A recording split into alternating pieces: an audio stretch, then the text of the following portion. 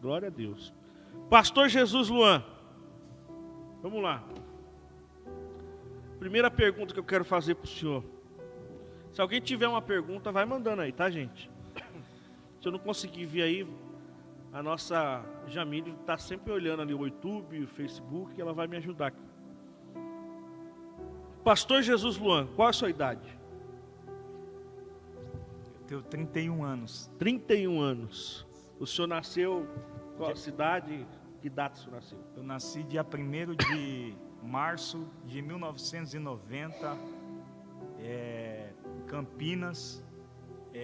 Por sinal, o meu nome por si, Jesus, meu nome, muita gente pergunta, seu nome é Jesus? Sim, meu nome é Jesus. A minha mãe está na live, ela é testemunha. Meu nome já faz parte de um grande milagre, de um grande projeto de Deus. Quando prestes a nascer, minha mãe teria, no caso, complicação, né, com o meu nascimento, né, já diagnosticado já pelos médicos, né, e aí meu nome seria chamado Johnny Luan. E aí minha mãe fez um voto: Deus, eu creio no milagre que o Senhor pode fazer na vida do meu filho. E se o Senhor fizer um milagre na vida do meu filho, ao invés de chamar John Luan, vai chamar Jesus Luan. E é bem verdade que o profeta Jeremias, né, deixou bem registrado que do ventre o Senhor nos escolheu e as nações o Senhor nos deu por profeta. Então meu nome já começa a partir daí com um milagre, né? Jesus Luan. Esse aí é o motivo, né, que impulsionou a fé da minha mãe, e estamos aqui para a glória de Deus. Então a sua mãe já era evangélica já quando você nasceu? Não. Minha mãe, ela tinha um hábito de muito usar brinco de ouro, né? Essas questões. E minha mãe era católica, né? Só que ela fez um voto com Deus, com o Cristo que salva, né? Com o Cristo que salva. E através desse voto aí de não usar mais essa especiaria de ouro, abrir mão, né? E acreditando no milagre que Deus poderia fazer na minha vida, Deus atendeu. Fazia parte do projeto, mas Deus atendeu o clamor dela, e ela está nesse exato momento assistindo o filho dela, né? Que é um milagre para a vida dela também. E você cresceu ali em Campinas mesmo, no bairro? Que bairro que é ali em Campinas? Eu cresci na região do Parque Osiel, né? A gente chegou a morar numa região em Campinas, que é do Campo Grande, Campinas, um bairro chamado Parque Floresta, Itajaí 1, aquela região. Até um determinado momento a gente morou no Itajaí 4, mas a maior parte da nossa vida foi entre Parque Osiel e Gleba B. E como é que foi a sua infância, pastor Jesus Luan? Como é que foi? Minha infância, que lembrança você tem da sua infância? Eu tenho lembrança da minha mãe. Eu sou filho, eu não tive pai, né? Eu não tive não tive pai. Mas a lembrança que eu tenho da minha infância é do meu espelho, né? Do meu exemplo, que é minha mãe. Minha mãe que criou os filhos puxando o carrinho de papelão, né? Criou seus 6 filhos aí, puxando o carrinho de papelão. Eu me recordo que a gente não tinha condição de ter uma roupinha nova, e minha mãe costurava, pegava resto de retalho, né? O que não servia em alguns lugares, e ela fazia o nosso shorts de ir para a escola. Então a gente iria para a escola com um short feito pela minha mãe em casa. E outro detalhe, pastor, é que a minha mãe, quando puxava papelão, às vezes a gente não tinha condição ali naquele momento, tempo difícil, né? E minha mãe, ela, com a reciclagem, aqueles cadernos que não serviria mais para os filhos dos donos dos lares, a gente tirava toda a folha que já foi utilizada, e aquelas que estavam em branco, a gente reutilizava para poder estudar, por conta da dificuldade que a gente tinha de comprar um caderno. Então a gente reutilizava aquilo que era jogado fora. E aí a gente dá muito valor na minha mãe, eu honro muito a minha mãe por conta disso. A gente passou por dificuldade, mas em nenhum momento eu vi minha mãe entregando os pontos, sendo difícil, mas no final a gente tem muito que glorificar a Deus. Glória a Deus. E a sua experiência conforme você foi crescendo, né? A sua experiência com o mundo, como foi a sua vida antes de você conhecer Jesus de verdade, começar a pregar? Essa parte sua, como que se deu? Então, a gente tinha aos 12, 13 anos, a gente optou, o meu sobrinho Wellington e um amigo meu, Leonardo, Léo, a gente optou em fazer um grupo de rap na época. E esse grupo que a gente fez, chamado Sujeito Rap, a gente cantou em grandes eventos posteriormente, mas aí a gente acabou pegando relação com o crime, né? Com o crime organizado em si, onde a gente pegou afinidade, a gente pegou na linguagem, né? Numa linguagem popular, coletividade, e através disso aí a gente teve muitas experiências, né? Experiências traumáticas, experiências que resultou em muitas crises, mas aí foi um processo que a gente passou, né?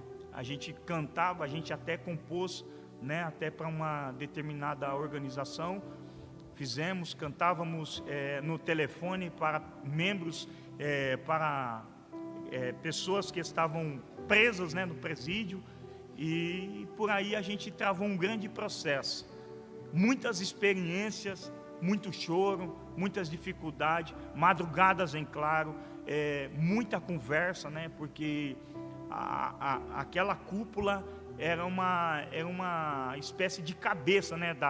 Daquela situação. Mas você chegou a se envolver assim com crime mesmo, de cometer algum delito? Ou só um envolvimento direto? A gente teve um envolvimento e teve um envolvimento direto, né? Mas você tinha o que na sua idade? Com 16 anos. 16 anos já? Com 16 anos a gente teve um envolvimento com um sequestro, né? Onde eu acabei até mesmo agredindo a vítima, mas dentro de um projeto de Deus, né?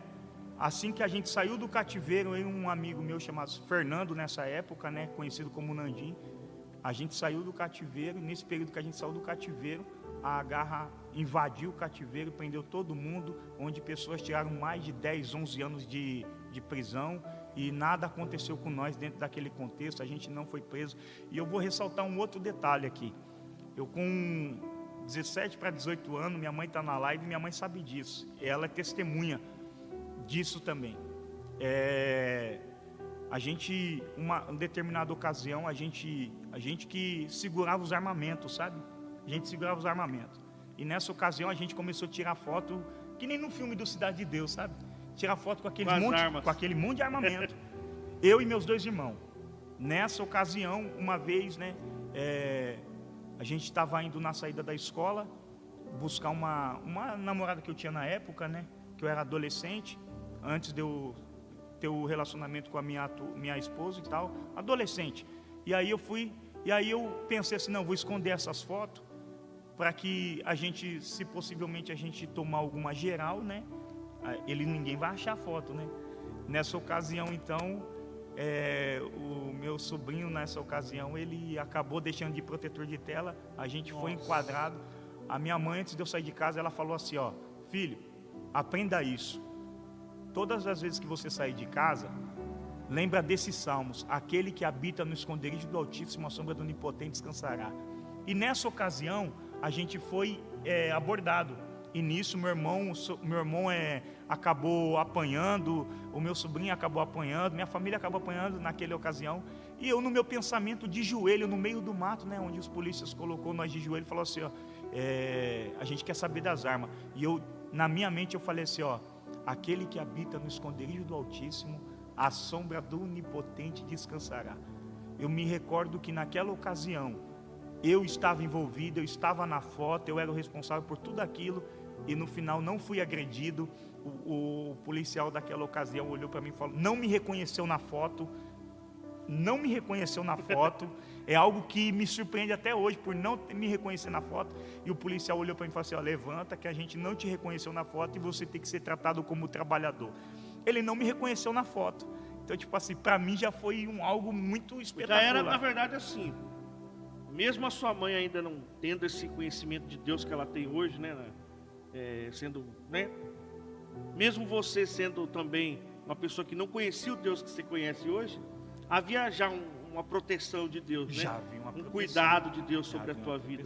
Porque tem gente, pastor Jesus Luan, aqui, já quase morreu. Tem gente que está assistindo a gente aí, que a bala não matou, a facada não matou, o acidente não matou. Tem gente que está assistindo a gente agora que é um milagre. E a pessoa acha que isso é sorte. Fala para a pessoa que isso é sorte. É uma coisa que eu vou falar. É uma coisa que eu estava conversando até com um amigo meu que está... É um irmão para mim, né? Que está assistindo essa live. O Luciano. Houve uma tentativa de homicídio, né? E aí a gente estava conversando sobre essa tentativa. E aí eu falei assim, Luciano, a Bíblia diz que o diabo veio para roubar, matar e destruir.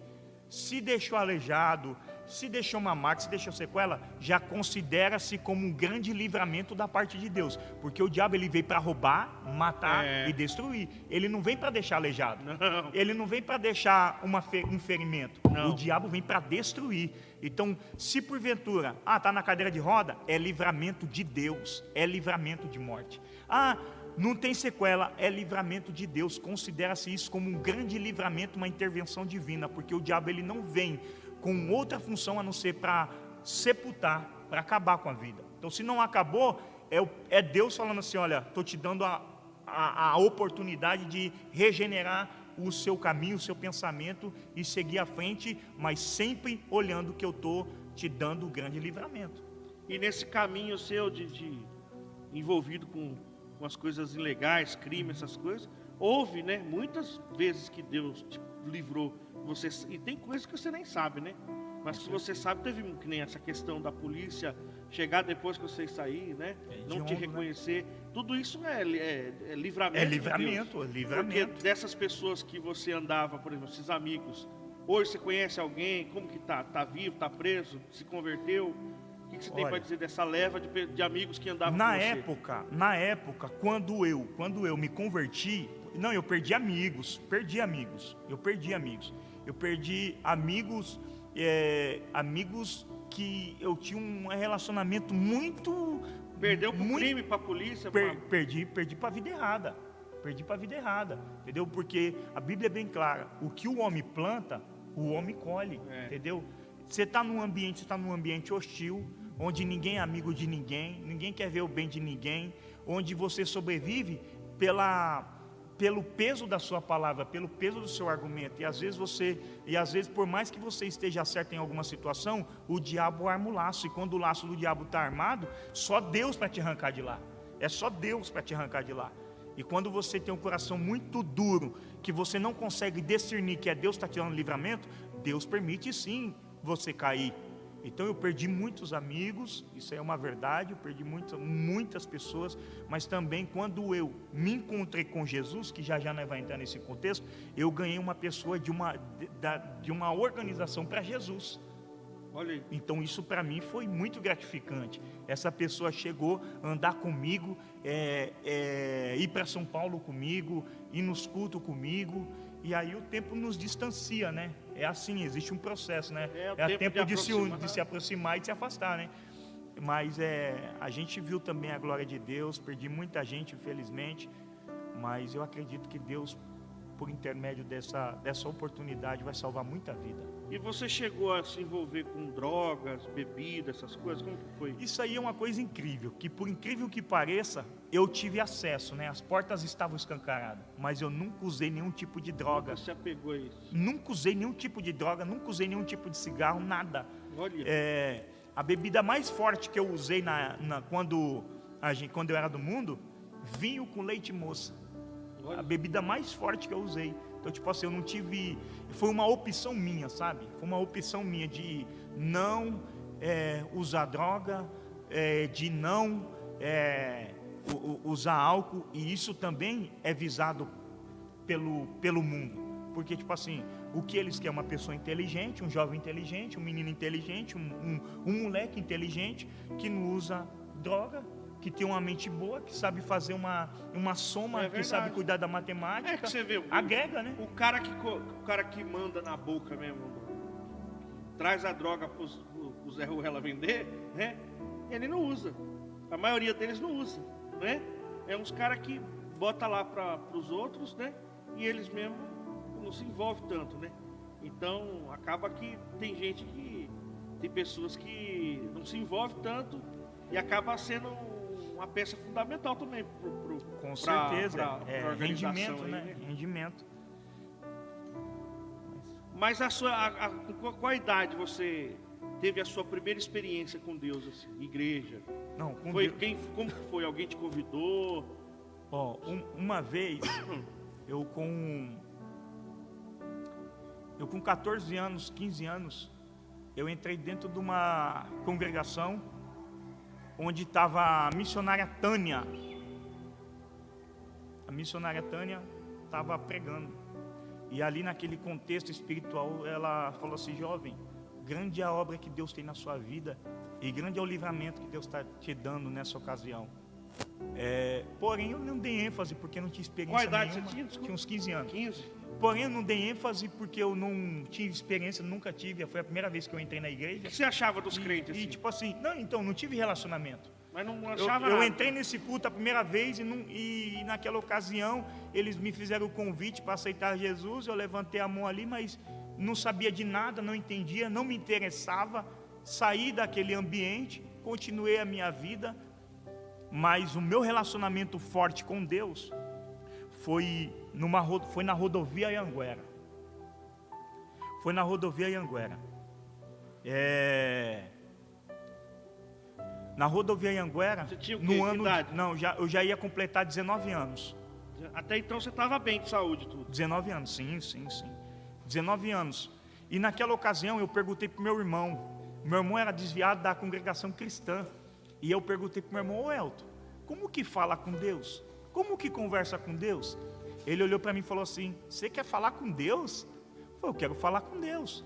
Eu tenho uma marca de piercing aqui, se o senhor perceber, é de sequestro. E aí eu perguntei assim: eu quero falar com Deus, eu quero mudar de vida. Ele vai me ouvir? Aí meu irmão olhou para mim e falou assim: você falar com Deus? Sim, Ele vai te ouvir. Então como é que fala? Você não repetir suas palavras para não se tornar uma reza. Eu falei: é assim que fala com Deus? E eu com brinco na orelha. Na beira da Anhanguera? Na rodovia, bem no acostamento da Anhanguera. 3 horas da manhã. E madrugada. Estava ouvindo da casa da região da minha irmã, que ela mora no Parque, morava na região, na época, morava no Parque Jambeiro, e eu morava na região do Parque Osiel. Então nós andava uns quilômetros de a pé mesmo, sabe? Aí eu falei: então vai andando um pouquinho, o céu estava estrelado naquela ocasião. Eu vou andando um pouquinho, que eu vou falar com Deus, né? Vamos ver se Ele me ouve. E eu comecei a desabafar. Eu tinha um louvor do André Valadão, aquele louvor assim, ó: eu e minha casa serviremos a Deus. E eu coloquei, só que aquele louvor eu gravei da caixa de som, estava tocando no rádio, eu fui lá com o celular e gravei, né, no áudio, e fiquei com aquele louvor assim. Foi: Deus, muda a minha história. Pastor Júnior, você começou a falar com Deus, comecei a falar com Deus assim, ó: Deus, muda a minha história. Se o Senhor tem o poder de mudar a história, como eu vejo o Senhor, as pessoas da igreja, os crentes falando que o Senhor muda, que o Senhor transforma, que o Senhor liberta, eu quero que o Senhor mude a minha. Eu quero que o Senhor faça um milagre na minha vida. Se o Senhor é Deus, o Senhor faz um milagre na minha vida. Só que naquela medida em que eu ia falando, eu me abri tanto que a minha emoção começou a aflorar, a tomar conta de mim. E naquela medida em que eu ia conversando com Deus, eu ia me emocionando tão profundamente que eu comecei a chorar. Eu falei: Deus, eu acredito, muda a minha história. Eu acredito que o Senhor tem um projeto. Se o Senhor muda o ladrão, muda a vida de prostituta. Se o Senhor muda a vida daquele que está no álcool, muda a minha vida. Meu irmão estava na frente assim, andando. Eu falei: eu queria conversar com Deus. Ele até ficou abismado, meu irmão falando com Deus, porque ele era afastado da congregação cristã. Ele sim tem que falar com Deus, mas eu nunca conversei com Deus. Eu vou conversar com Deus. E conversei. E eu comecei a chorar muito, Pastor Júnior. Mas chorei.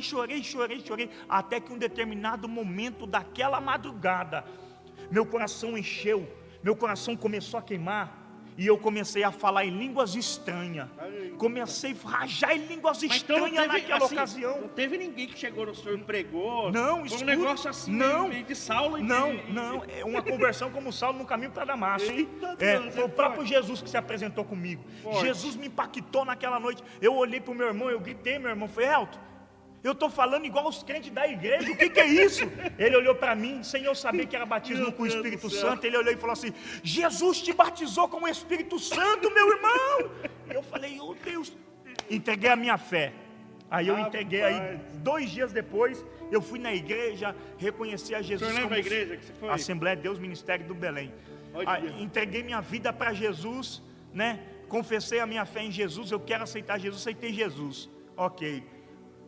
Passou alguns dias, Deus toma uma irmã, no começo dos cultos, eu sem intimidade nenhuma, sem relacionamento com Deus, eu só tive até então essa experiência marcante de um batismo com o Espírito Santo, sem saber o que é o Espírito Santo. Ou seja, quando Deus quer fazer, Ele não deve satisfação a ninguém. Não. Quando Jesus se apresentou para Saulo no caminho para Damasco, quando Jesus entrou, Jesus apareceu para ele para mudar a vida dele nunca mais foi a mesma. Na minha vida, que a resistência foi da parte daquele que Deus apareceu, né? E falou: vai lá na rua. Foi quem mesmo Deus apareceu lá? Falou: vai na rua direita lá que Saulo está lá. Oh, sim, sim. Aí ele falou que: ô senhor, mas o Saulo ele persegue, houve resistência dele, mas de Deus não, né? Então você vê como Deus, ele é maravilhoso. Olha só que interessante. Os primeiros cultos meus, eu sentado no último banco, aprendendo, querendo conhecer pastor Efraim, meu amigo, meu amigão, Deus abençoe. Eu querendo conhecer pastor Júnior, mas de Deus, na ocasião, Deus tomou uma irmã, pastor, no meio da igreja do círculo de oração, começou essa irmã a falar em mistério. E ela começou a falar em mistério, falar em mistério, falar em mistério. Deus me toma do último banco, sem saber de nada, para interpretar as línguas estranhas daquela irmã. Eu nem sabia que existia o dom da interpretação de língua na igreja. Os irmãos, os pastores, disseram assim: meu cabelo parecia que vai sair, vai puxar do couro, porque eu nunca vi isso, um novo convertido, sem experiência com Deus, e Deus já selar com o Espírito Santo, e ainda trazer o dom da interpretação de línguas. A obra era já para ser feita, era um começo de um início de um projeto lindo da parte de Deus sobre minha vida. Essa experiência marcou a minha vida. Aí de lá para cá o senhor não teve desvio mais? Não, assim, desviar não. Pegou firme. Se batizou ou não? Se batizei. Como foi o seu batismo? Eu me batizei em fevereiro, dia 14 de fevereiro de 2010. Pastor, qual é a importância? Aí já comecei a fazer seminário teológico. Na sua visão, porque assim, eu nasci no berço evangélico, né? No berço, assim, a gente fala no berço, né? Nasceu no hospital, né? Mas eu nunca tive experiência com o mundo, como o senhor, né? Então, é meio difícil falar isso. Mas como é para o senhor, uma pessoa que não conhecia Jesus? Deixa eu formular melhor essa pergunta. O que é, para quem está nos assistindo agora, o que é, por que é tão importante? O que muda esse encontro, entregar a vida para Jesus? O que isso muda? O quanto isso é importante? Para quem está assistindo nós que ainda não fez isso, o que o senhor poderia dizer para a pessoa que ainda está indecisa, não entregou a vida para Jesus mesmo? A primeira questão aqui é o crer. É o crer. Eu acho que a fé, ela não pode se misturar com a dúvida. Eu olhei para o meu irmão naquela ocasião e falei assim: se eu falar com Deus, Ele vai me ouvir? Eu não tive experiência. Se eu disse, se eu falar com Deus, é porque a minha dúvida é devido a eu não ter experiência. A partir do momento em que ele tem experiência, por mais que ele estava afastado, mas ele foi usado ali, fala com Deus. Ele ativou a minha fé, mas eu, na minha situação, se eu falar, Deus vai me ouvir, ele olhou para mim, como ele já teve uma certa experiência, ele disse assim: Ele vai te ouvir, Deus vai te ouvir. Então isso ativou em mim primeiro uma fé, mas só que essa fé não é natural, isso é uma fé sobrenatural. Não, a fé é um dom de Deus, né? Porque essa fé, sim, porque tem 3 tipos de fé: a fé natural, a fé salvífica em Cristo Jesus e a fé dom. Na fé natural eu acredito que o meu time vai ganhar. A fé em Deus não é nada disso. Não. A fé em Deus, ela rompe barreira. Ela faz um monte se transportar de um lado para o outro. É isso que Jesus... Então, eu não permiti que a dúvida, eu poderia ser... Não, isso aí não existe, não. Eu tenho que ter essa experiência, eu tenho que me permitir viver uma experiência, para mim poder romper esse limite. Certo. Então, naquela medida eu falei assim: Deus, muda a minha história, o Senhor muda, eu fiz uma prova com Deus, o Senhor muda a vida de muita gente, muda a minha também. Meu coração já estava quebrantado, ou seja, eu quero mudança. Quando você quebrantado, seja aonde você estiver, você quebrantado, aonde você estiver percorrendo, a Bíblia diz que se eu descer o abismo, lá o Senhor está, lá o Senhor está. Então, ou seja, se a partir do momento que eu me determinei, eu falei assim, eu quero viver uma experiência nova, por que Deus não vai me atender? Por que se Ele é um Deus que salva, o que impede dele me salvar naquela ocasião? Do próprio Deus me evangelizar com a sua presença na minha vida. E foi o que aconteceu. Foi o que aconteceu. É algo que, para os religiosos, para alguns religiosos, não, isso não pode acontecer. Como se Deus se limitasse ao pensamento de pessoas. Deus não é do tamanho do que eu penso. Deus é muito maior daquilo que eu penso e daquilo que eu estudo. Por isso que Oséias diz, conheçamos e prossigamos em conhecer o Senhor. Todo o conhecimento que nós temos acerca de Deus ainda é pouco perto daquilo que Ele tem para se revelar sobre nossa vida. Viveu uma experiência, não viveu nada ainda. Perto daquilo que Deus quer se revelar realmente para a tua vida, você não viveu muito ainda. Deus não quer só curar a dor de cabeça, Deus quer levantar o paralítico. Deus não quer simplesmente, olha, quem está com dor de cabeça, eu vou orar para Deus te curar. Isso um analgésico pode fazer, uma dipirona pode fazer. Deus é Deus do sobrenatural, porque para Deus nada, não existe empecilho, não existe impossível, não existe bloqueios que impede Deus agir na nossa vida. Um coração quebrantado mexe com Deus, a Bíblia diz sobre isso. Um coração, Deus não rejeita um coração quebrantado. Se essa pessoa pode estar no vício, essa pessoa pode estar quebrada, essa pessoa pode estar no estágio mais profundo, abismo que possa estiver, mas se quebrantar o coração, Deus, Ele não rejeita, Deus, Ele quer se aproximar de um coração quebrantado. As pessoas é movida por orgulho, deixa o orgulho de lado, Deus quer trabalhar na sua vida. Eu tinha 1000 motivos para continuar no mundo, não vou continuar, porque aqui o mundo é isso, o mundo oferece aquilo, o mundo oferece, a porta é larga. É prazeroso, né? É prazeroso, prazer nós tinha, entendeu? Nós podíamos ir para qualquer lugar, mas diante de tantos prazeres, eu renunciei o prazer para viver uma experiência nova, e eu acredito que seja por isso que Deus revelou a sua glória sobre nossa vida. Então, para você que está nos assistindo aí, que ainda não entregou a sua vida para Jesus, ou até mesmo um dia você fez isso, mas se afastou, se desviou, né?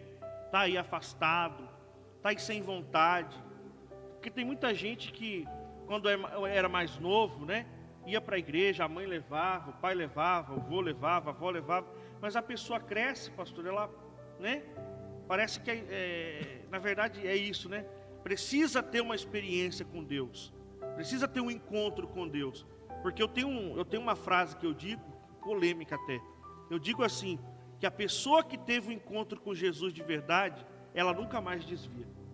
Ela nunca mais desvia. Ela pode cair? Pode. Pode desanimar? Pode. Pode passar por processos? Pode. Mas desviar não.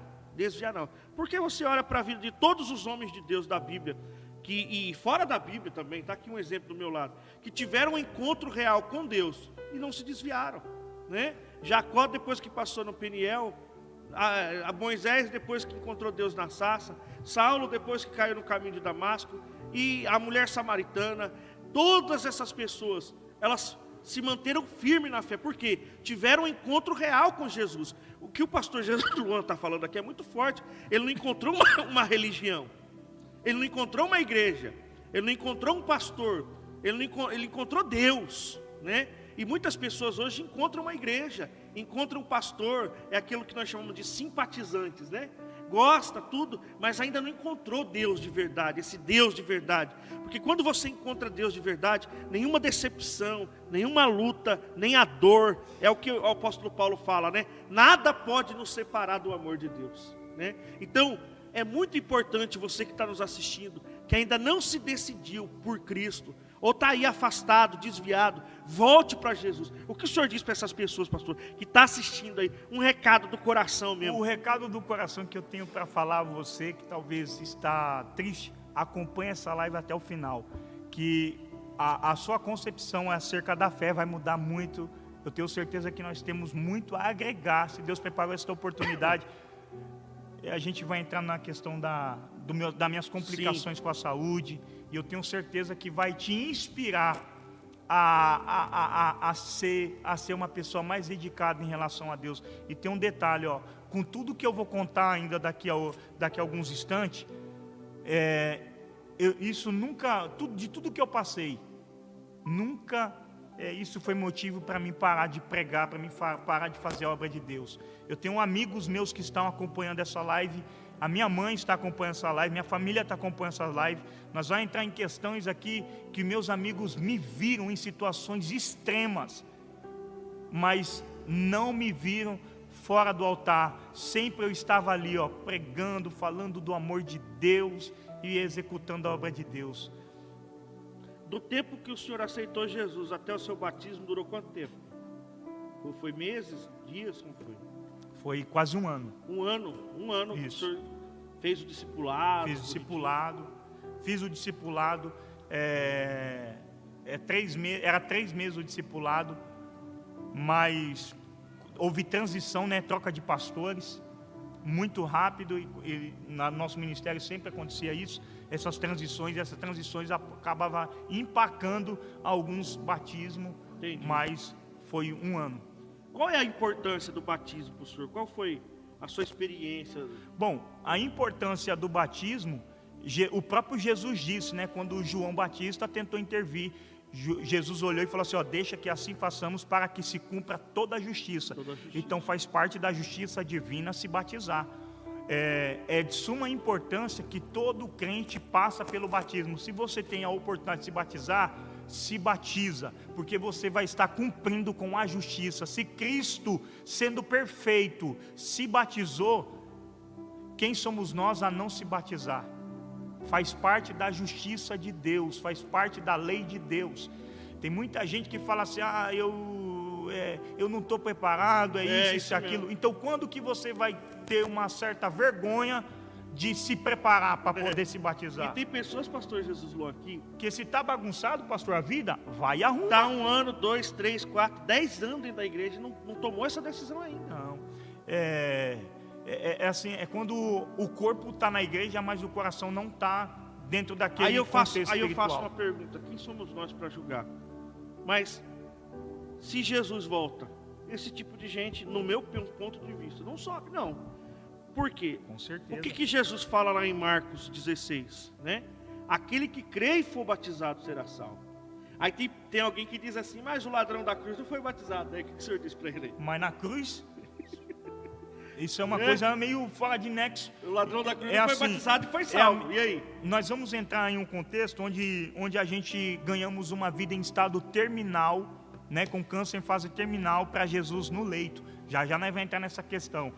Essa vida, se vier a falecer, olha o estado dela, olha o estado que essa vida está. Essa vida está salva. Agora você andando para cima e para baixo, indo e vindo, tendo o seu direito, mas não quer que a justiça de Deus se cumpra na sua vida, aí é válido você fazer uma análise. Pastor, eu tenho a oportunidade, por que não me batizar? Quantas oportunidades o ladrão da cruz teve para se batizar? Só na oportunidade não teve. Então é isso.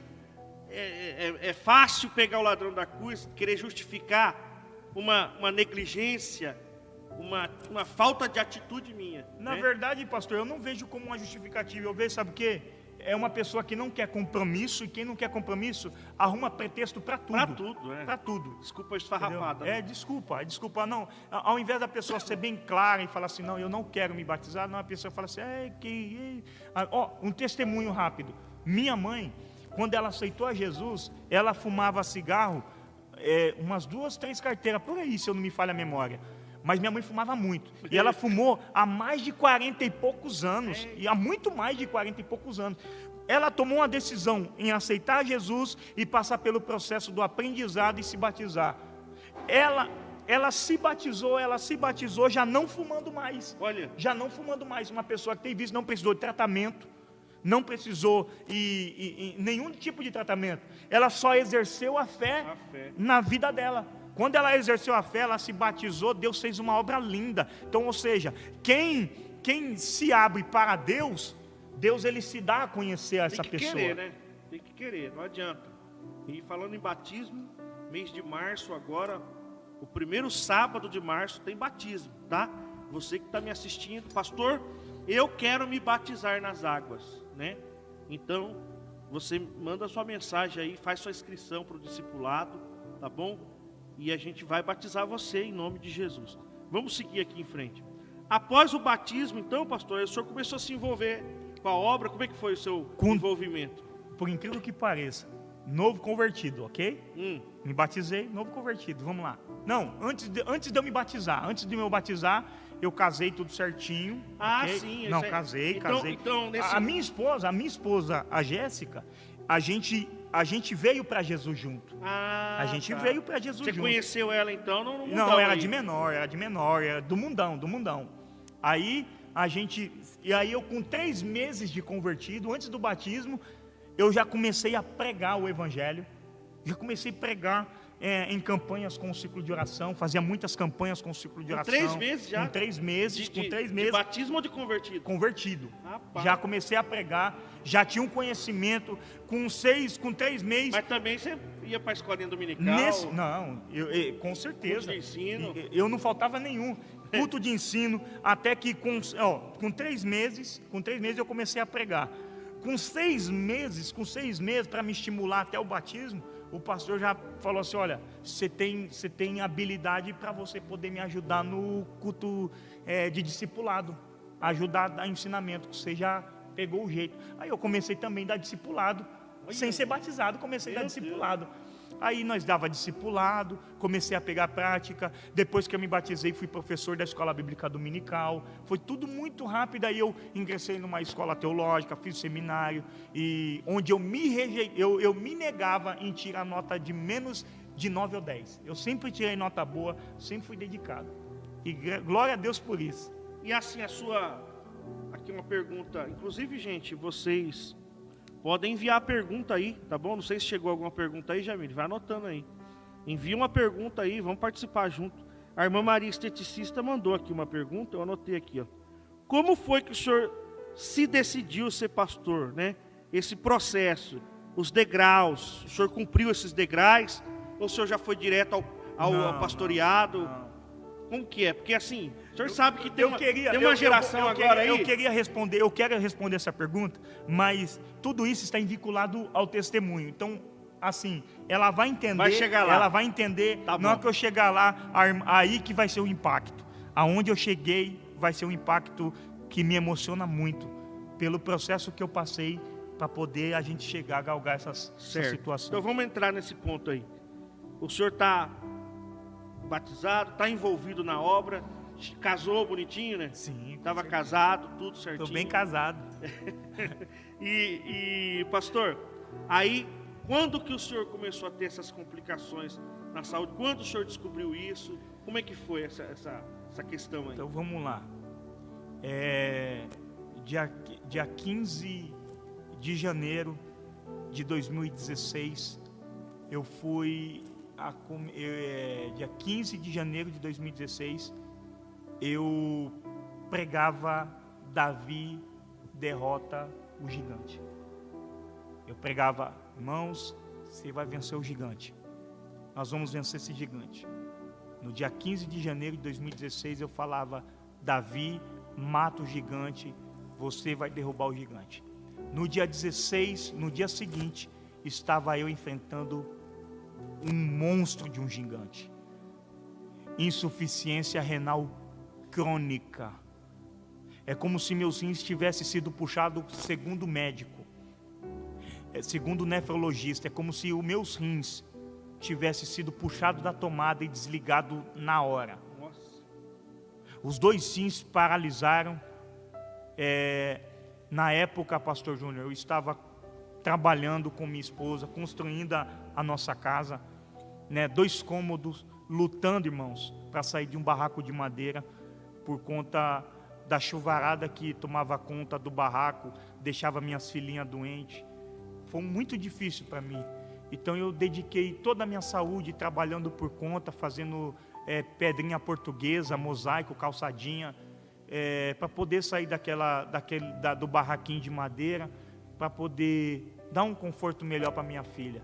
E quando eu estava construindo aquela casinha, aqueles 2 cômodos, irmãos, eu nem consegui terminar aqueles 2 cômodos, eu fui acometido com insuficiência renal crônica, os 2 rins pararam. Eu pensava só em uma coisa: como que eu vou terminar minha casinha? Como que eu vou resolver minha casa agora? E aí, o nefrologista chegou em mim, Dr. Vande, falou: olha, seus rins pararam e você vai ter que passar para hemodiálise. Eu nem sabia o que era hemodiálise. O que é hemodiálise? Eu nem sabia o que é isso, o que significa isso, hemodiálise na minha vida. E aí, eu fiquei 3 dias na UTI, onde eu tomei 2 bolsas de sangue, passando por situação muito triste. Mas eu me recordo que no 3º dia de UTI, eu nem sabia que eu ia ter alta, eu estava cantando um hino assim, ó: perto quero estar, junto aos teus pés, pois prazer maior não há que me render e te adorar. E eu me recordo que quando eu entrei no refrão assim, olha: te louvarei, não importa uma circunstância. Aí o médico veio com a minha alta, e aí ele falou para mim assim: olha, na terça-feira você começa a fazer hemodiálise. Aí eu fui para a máquina de hemodiálise. Ali na UTI eles passaram um catéter no meu pescoço. Para mim foi tudo novo. Para mim foi tudo novo. E aí eu fazendo hemodiálise, 3 dias na semana, 4 horas numa máquina, ainda muito difícil para assimilar. E pastor Júnior, eu só queria de uma coisa: voltar a pregar. Quando eu vi aquele catéter no meu pescoço, eu falei: doutor, isso vai me atrapalhar de falar do amor de Deus? Porque eu quero falar do amor de Deus, eu não posso ficar sem falar do amor de Deus. Ele falou assim: não, isso não vai te atrapalhar, isso não vai te atrapalhar. E naquela ocasião, eu fiquei 15 dias mais ou menos sem pregar, e aquilo me consumia, só fazendo hemodiálise. Recebi muitas visitas, pessoas que se sensibilizaram com a minha situação, pessoas que me amam, e pessoas também que vieram para ver, e pessoas que, sem ter um pingo de empatia pelo próximo, diziam: tá passando por isso porque está pagando preço. E não é pagar o preço. O sol que brilha na casa do justo brilha na casa do ímpio também. Então a chuva que cai sobre a casa do ímpio cai na nossa também. Então nós somos sujeitos às enfermidades. Mas para mim foi muito difícil. Aos 25, próximo dos 26 anos, com 2 filhas que dependiam de mim, minha esposa, ver meus rins parados, eu sem saúde. Os 2 rins parou do mesmo tempo? Os dois parou de uma vez só. E eu me recordo que quando eu voltei a pregar, foi muito alegre para mim. E naquele palco, num palanque, em Montemor, Deus tocava meu coração e falava: meu filho, com rir ou sem rir eu vou te usar. Com rir ou sem rir a minha obra vai acontecer na sua vida. Com rir ou sem rir, eu vou fazer com que o meu nome seja glorificado sobre a sua vida. E aí eu vi Deus agir na minha vida. Pastor Júnior, aí, para variar, eu entrei com um pedido de INSS. E o INSS meu deu indeferido, irmãos. Deu indeferido, eu não tinha mais renda, né? Deu indeferido, não tinha como. E aí eu sofri muito, não tinha como entrar com recurso, nada. E não tinha auxílio. Minha família estava muito abalada emocionalmente. E eles me acompanhando no culto. E aí o INSS deu indeferido. Eu tinha um amigo meu que me levava, até eu tirar o cateter, ele me levou muito para a hemodiálise, que é o Eliseu, pastor Eliseu Brito, um amigão, meu irmão. Me levava para a hemodiálise todos os dias, deixava a família dele de manhã para me levar na hemodiálise, todo dia de manhã. Enquanto ele visse que eu não melhorasse, ele não deixava de me levar, e ele me levou, levava minha mãe. Pastor Júnior, eu me recordo que naquela ocasião, irmãos, depois de alguns meses de hemodiálise, INSS indeferido, eu cheguei em casa, minha mãe é prova disso, eu cheguei em casa, eu perguntei para minha mãe assim, olha, eu percebi que minha casa estava diferente, pastor. Aí eu perguntei, mãe, cadê minha família? Aí a minha mãe olhou para mim e falou assim, olha, a sua família foi embora, meu filho. Você está sem família agora. E eu olhei e falei assim, mãe, mas minha família, porque minha família. Aí, ok, minha família foi embora. E aí eu tinha um convite para pregar naquele dia, minha mãe foi comigo. E aí foi naquele dia pregar, o pastor me entregou o microfone 10 horas da noite, irmão. 10 horas da noite, eu abalado emocionalmente, por conta da saúde, por conta do INSS de indeferido, por conta da família que não estava ali presente comigo, né, naquela situação de doença e tal. E aí o que acontece? Naquela ocasião, quando eu comecei a pregar, os irmãos pegou o microfone e foi embora, me deixou sozinho na igreja. Nossa. Aí eu falei, pastor, outra Porque hora. já era tarde? Já era tarde, ainda eu falei, pastor, mas já está tarde, os irmãos estão cansados, os irmãos veio de ônibus. Aí, naquela ocasião, o pastor falou, não, pode pregar aqui, todo mundo vai esperar a sua mensagem. Aí eu fui, quando eu comecei a pregar, os irmãos levantou e foi embora. Aí eu peguei minha mãe, eu e minha mãe, aí foi o dia que eu sentei na calçada também, chorei muito, muito mesmo, por conta de tudo que estava acontecendo. E aí, para variar, outro dia eu saí da hemodiálise, eu estava muito abalado emocionalmente, com tudo que estava acontecendo. Aí, eu ia pregar, assim que eu saí da hemodiálise, eu já ia até de gravata, sabe? Para ir pregar, saí da hemodiálise. Você saía da hemodiálise e ia pregar? Ia pregar, cansado. Se alguém aqui que está na live conhece alguém que faz hemodiálise, sabe como é que é a situação da pessoa. É completamente limitada, desgastada. As condições físicas não tem para pregar, nem para falar. Chega em casa, quer dormir. A pessoa quer descansar, quer deitar. E eu fui pregar naquela ocasião. Quando eu fui pregar, saindo de Campinas, eu tinha uma agenda em Valinhos. Meu carro fundiu o motor. Nossa. Eu pesando 56 quilos, cansado de hemodiálise. Eu estava indo para a igreja? Estava indo pregar, em Valinhos. Meu carro parou em Campinas, eu falei, como que eu vou ir pregar, Deus, de a pé? Eu estou cansado. E meu único dinheiro eu coloquei nesse carro e fundi o motor. Sabe o que eu fiz, pastor Júnior? Deixei o carro em Campinas, jogado, e fui até Valinhos pregar. Eu coloquei no meu coração, não, Deus entregou uma mensagem no meu coração. Mesmo que eu não tenha condição de chegar na igreja de a pé, mas eu vou chegar lá. Cheguei na igreja de a pé, depois de quase 1 hora de caminhada, subi no altar, preguei e voltei aonde estava meu carro. Onde estava meu carro. E para variar, eu tenho uma fístula, né? Por onde que nós fazemos hemodiálise aqui, ó. Quando eu fiz essa fístula, irmãos, prestem muita atenção nisso. Quando eu fiz essa fístula, pastor, eu fui pregar numa igreja. Todo mundo sabe, quem faz cirurgia está com os pontos fica inchado. A cirurgia fica inchado. E eu fui pregar. O carro tinha dado problema no motor, então eu fui de ônibus. Eu e minha mãe. O pastor da igreja, eu preguei na igreja, o pastor da igreja perguntou assim, pastor, você veio como? Eu falei assim, eu vim de ônibus. Ele falou assim, você veio de ônibus? Vim de ônibus. Então eu falo o seguinte, eu vou te levar embora, você e sua mãe, tá bom? Tá bom. Quando faltou 12 quilômetros para chegar em casa, o pastor soltou eu e minha mãe de a pé, no dia que eu fiz hemodiálise. Eu fui de a pé, minha mãe tem problema no joelho, eu fui de a pé, 12 quilômetros. Cansado, tinha abençoado a igreja, tinha pregado na igreja, e fui de a pé. Só aí já era um motivo. E no frio, a cirurgia ela dói, meu braço estava inchado da cirurgia, e no frio, eu e minha mãe andando, e minha mãe me acalmando, falando, meu filho, Deus vai te honrar, meu filho, Deus vai mudar muito a sua história ainda, Deus vai mudar muito a sua história, meu filho, desanima não, que tudo vai dar certo. E nós andando, atravessando uns 12 quilômetros para poder chegar em casa, atravessando pista, e chegamos. E eu me recordo que eu fiquei 6 meses sem comparecer na minha congregação, quando eu fui acometido de insuficiência renal crônica, porque eu não tinha renda. O que me ajudava eram as ofertas. Às vezes, para mim poder colocar alimento em casa, minha família está assistindo, sabe disso. Eu trocava agenda por cesta básica. Está entendendo? E tinha gente que tirava proveito disso. Tinha pessoas que tiravam proveito disso. Tô aqui, ó. Acho que a vida nossa. Não, tô aqui. Me deu uma cesta básica. Eu ia pegar tudo feliz, porque eu não tinha renda. Entendeu? Aí, beleza.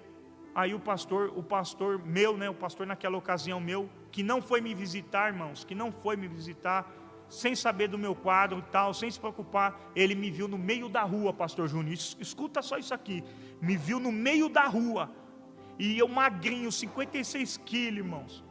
Doente. Sentado. No dia que eu fiz hemodiálise, eu estava até atordoado. E a família tinha ido. Sim. Aí, sabe que amigo, nessas horas dá para contar no dedo da mão esquerda. Aí, sabe o que esse pastor fez? Na época eu era membro. Ele falou, me dá sua carteirinha de membro. Eu falei, mas por que, pastor? O que está acontecendo? No meio da rua. Porque você não aparece mais na igreja. Eu falei, pastor, eu estou doente.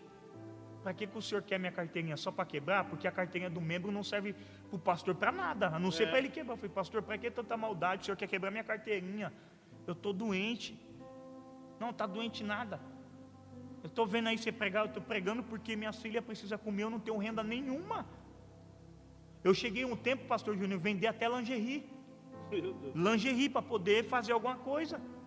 E aí sabe o que aconteceu? O pastor pediu a minha carteirinha de membro na época, para poder fazer o quê? Só quebrar. Foi para que isso, pastor? Aí foi aonde que as lideranças... Aí você saiu da igreja e desviou. Não desviei nada. Aí eu fiquei muito triste com isso, fiquei muito triste. Aí a igreja tomou minhas dores e falou, como é que pode o senhor fazer isso com o menino está doente, o menino está nessa situação, a gente não vai visitar e vai expulsar o menino da igreja? O que a gente vai ganhar com isso? Ele está doente, olha o estado. Ali foi aonde que eu tive a percepção que a igreja não sabe lidar com pessoas que têm alguma deficiência. Ali foi aonde que eu tive essa percepção que o que vale na igreja é só pessoas que têm saúde, porque doente não tem o que ninguém se importa a não ser seus familiares. Aí um amigo meu olhou para mim e falou assim, rapaz, você está igual Jó. Foi por quê? Sem saúde, qual que é a base nossa? Saúde. Se não tem saúde, família. Aí ele olhou para mim e falou assim, está sem saúde, sem família e sem dinheiro. Meu Deus. O que está te sustentando? Sem amigo, né? Relacionamento também. Não. Porque os amigos de Jó sem carro. Eu ia, ô pastor, para hemodiálise de ônibus. Muito ruim de ônibus. Eu ia de ônibus secular. Teve um dia que meu cartão não passou, sabe o que o motorista fez? Fez eu ir embora da hemodiálise para minha casa de a pé. A distância é muito longe. Ele falou, não, aqui você não vai passar não, mas o motorista, o meu cartão é gratuito. Ele só não está passando, mas é válido aqui, minha foto está aqui, ó. Não, vai de a pé. Vai lá mexer com o seu cartão lá na Transurc, na Indec lá, para poder resolver esse problema. Fui embora de a pé. Teve um dia que a minha mãe é testemunha, que eu sentei na calçada, pastor Júnior. Foi o dia que eu chorei de soluçar, assim, ó. Eu soluçava, me balançava, tanto soluço, minha mãe me acalmando. Minha mãe é guerreira, nunca me deixou sozinho. E me acalmando, meu filho, Deus vai te mudar a sua história, meu filho. E eu pregando, irmãos. Eu nunca preguei no altar as minhas dificuldades.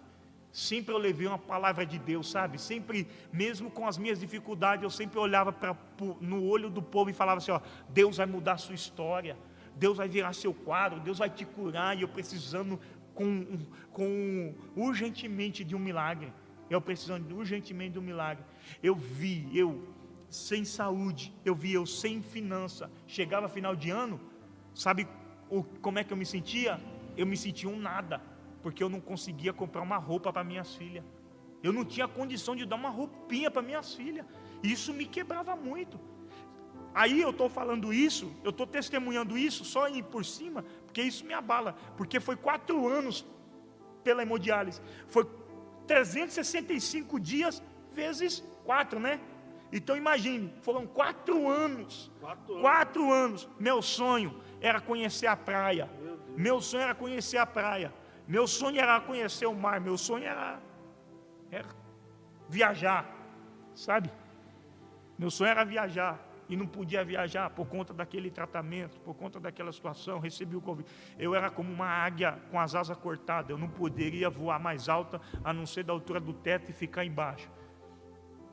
E mesmo assim, irmãos, eu nunca me ausentei da presença de Deus, nunca deixei de falar do amor dEle, eu nunca deixei de pregar, eu nunca deixei de falar, quem me conhece sabe, mesmo com as pancadas vindo e indo, pessoas más, com más intenções, pessoas que tiraram proveito, pessoas que me humilharam, pessoas que abriram mão e depois jogaram na cara o que fizeram por mim no momento da minha dor. Eu tive isso, eu vi pessoas me ajudar e ao mesmo tempo que me ajudar, jogar na cara o que fez por mim no momento da minha precisão. Eu estava precisando.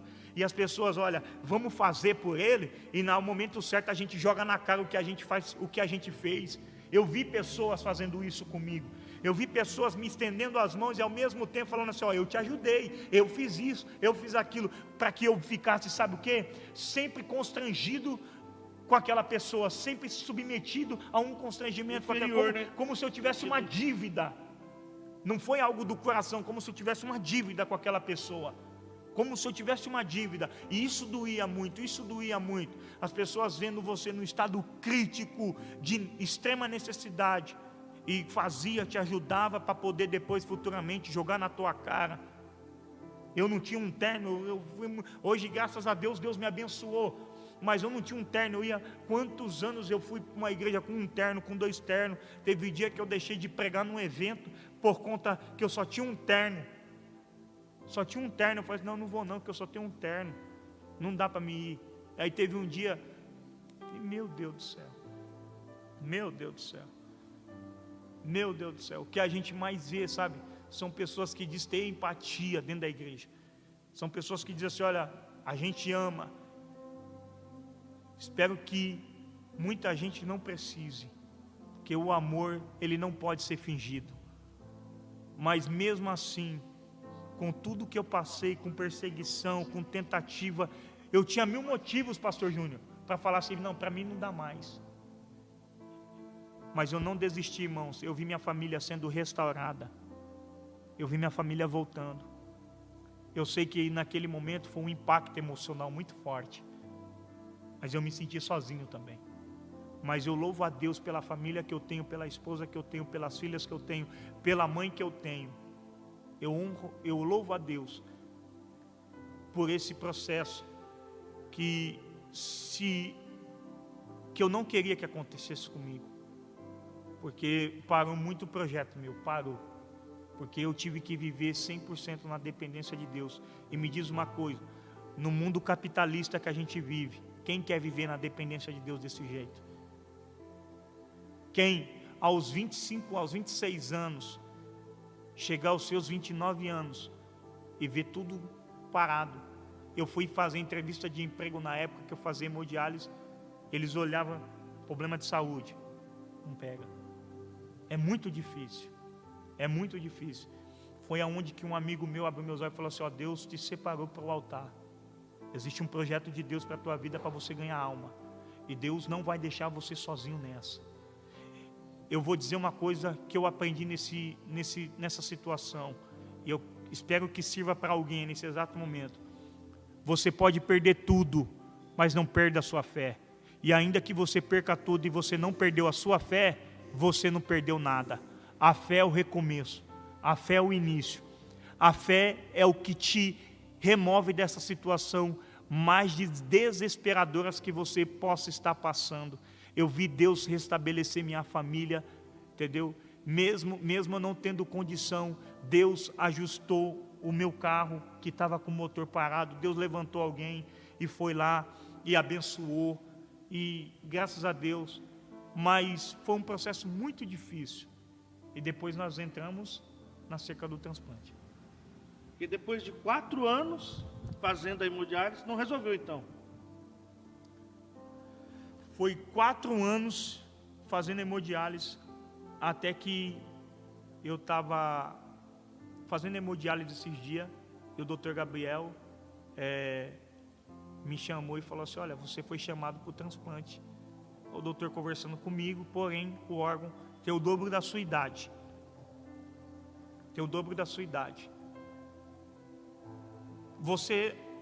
Seus exames, você está se cuidando bem, então você tem probabilidade de arrumar uma coisa melhor, mas eu não te garanto quanto tempo você vai ficar mais esperando na fila. Você está há 4 anos, quanto tempo a mais você vai ficar na fila, eu não posso te garantir. Às vezes pode sair amanhã, de certo que alguém tem que falecer, com registro para doar órgãos, com esse consentimento, tem que ser compatível, sendo e você chamado, que é uma lista de alto índice de procura, você vai transplantar. Eu falei, eu vou esperar. E para a glória de Deus, dia 17 de dezembro de 2019, menos de um mês daquela conversa que eu tive com aquela decisão minha de não transplantar, esperar um órgão mais compatível com a minha idade. Em menos de um mês eu fui chamado para um transplante, onde o órgão já era dentro da minha faixa de idade.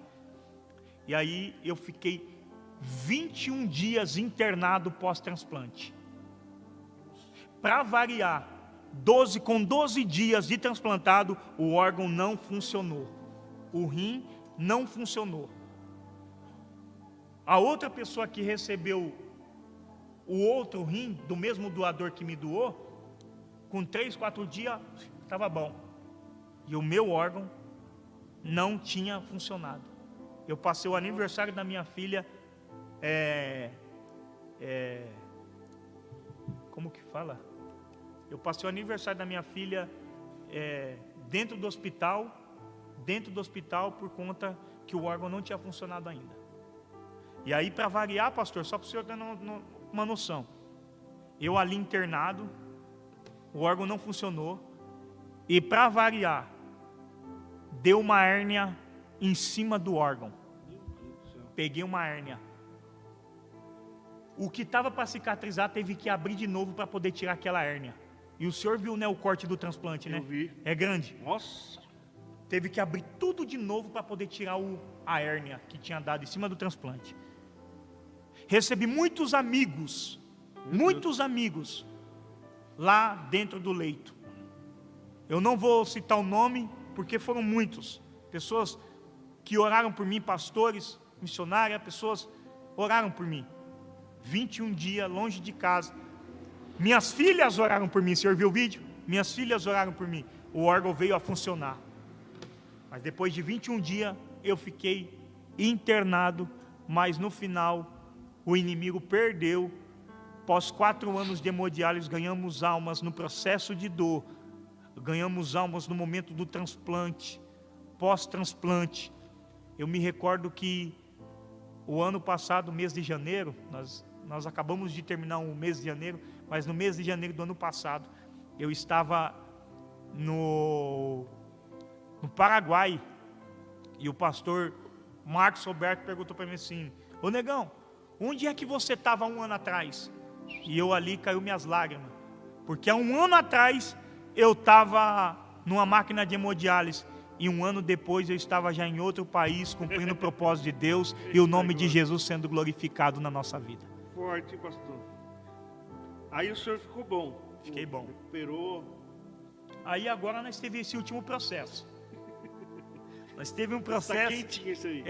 Esse aí que está recente, está bem quentinhas, irmão. Esse último processo que eu tive, minha casa teve um alagamento, irmãos. Minha residência teve um alagamento esses últimos dias agora. A gente está lutando para aumentar lá 2 cômodos, viu, pastor? Eu tenho 2 cômodos ainda, né? A gente sabe que a gente é dependente de Deus. Então, é Deus na nossa vida. E aí a gente pretende fazer 2 quartinhos para as crianças, sabe? Está no projeto ainda, guardando em Deus. E aí alagou tudo, irmão, com essa chuvarada, alagou tudo da minha casa. Foi aonde que eu tive uma crise de diarreia. E essa diarreia acabou descompensando a função do rim. Aí foi aonde que eu fui internado. A minha creatinina, que é a qualidade, né? A qualidade da filtração do rim, estava 1. E com essa descompensação que eu tive na saúde, ela pulou para 7. Essa creatinina pulou para 7. Já de imediato, por emergência, já fiquei internado. Fiquei 3 dias no PS da Unicamp, em Campinas.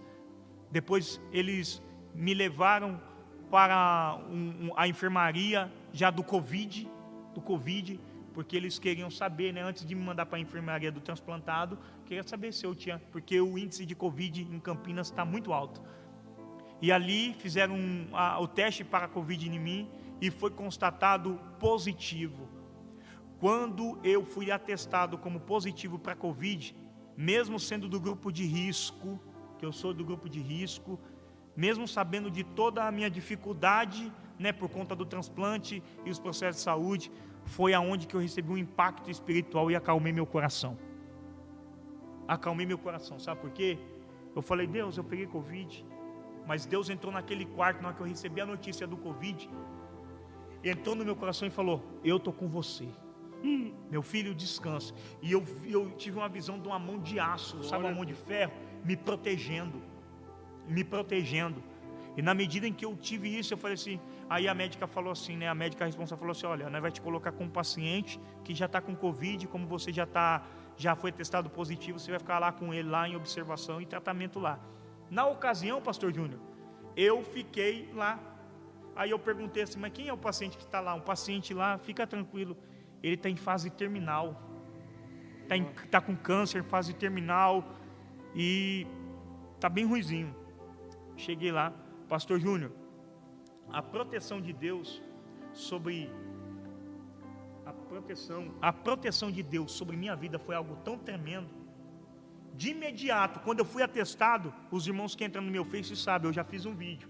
Olha, irmãos, eu pedindo oração, irmãos, orem por mim, que foi atestado Covid e tal, mas eu creio que a minha vida é de milagre, eu conto milagre, eu prego milagre, eu vivo milagre, e eu tenho certeza que futuramente, ou daqui a pouco, a gente vai estar contando mais um milagre da parte de Deus. Quando eu entrei dentro do quarto, eu não tive, a médica até se surpreendeu com isso, eu não tive nenhum sintoma que o Covid possa provocar na pessoa, não só por conta da vacina, mas por conta da minha dificuldade, porque eu sou do grupo de risco, e os pessoal do grupo de risco lá que é transplantado, estava ruim. O médico olhou para mim e falou assim, ó, pessoal aqui que está transplantado, tá ruim, e eu não tive falta de ar. Eu até brinquei, eu falei, pelo fato de eu pregar muito, né, que eu gosto de gritar, né, então Deus já calibrou os rins, né, já limpou os pulmões, né, no caso. E aí, beleza, meus exames da creatinina melhorou tudo, então eu tive que passar por esse processo no isolamento do Covid. Chegando no Covid, 2h30, 3 horas da manhã, eu olhei para aquele senhor deitado em fase terminal com câncer. Eu olhei para ele olhou para mim e falei assim, meu Deus do céu. E ele começou a ficar inquieto. Foi aonde que ele decidiu, né, entregar a vida dele para Jesus. Ele entregou a vida dele para Jesus. Está aí no Facebook, né? Está no meu Facebook. Ele entregou a vida dele para Jesus, em um ambiente, pastor Júnior, o que eu quero ressaltar, em um ambiente que não era para mim se preocupar em pregar, porque se é uma outra pessoa, ia falar assim, não, eu quero me curar, a pessoa se desespera, a pessoa quer ficar bem, não, eu quero sair daqui. Em um ambiente que eu tinha de tudo para não ouvir a voz de Deus, eu ouvi a voz de Deus, e nós ganhamos uma alma para Jesus, em um ambiente cercado pelo espírito da morte, o espírito da morte levando pessoas, ceifando pessoas, o espírito da morte querendo entrar naquele leito, querendo entrar naquele quarto, e Deus dando livramento, Deus trazendo vida para aquele leito, para aquela vida. Deus levou um ungido dele lá, um pastor, um servo dele lá dentro, lá, que tinha de tudo para se preocupar com os filhos, que tinha de tudo para se preocupar com a família, com o seu bem-estar físico.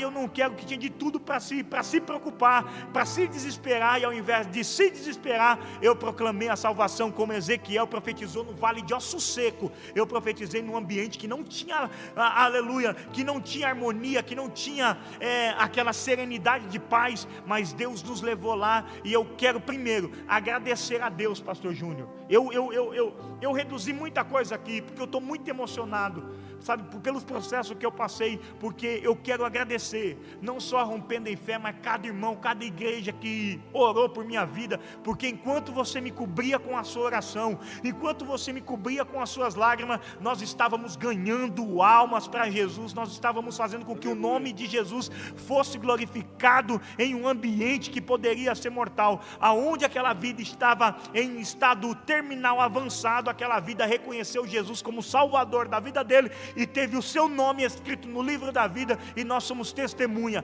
que Deus é aquele que faz uma grande obra. Agora eu quero ressaltar uma coisa, irmão, independente de tudo que eu passei, irmão, eu não saí, eu não abandonei, eu não parei de pregar. Talvez você esteja enfrentando uma crise dentro do teu lar, irmão. Não pare, irmão, de congregar, não pare de cultuar, não pare de falar do amor de Deus. A gente, em um ambiente onde a gente tinha para se calar, a gente não se calou. Na nossa boca tem palavra de vida.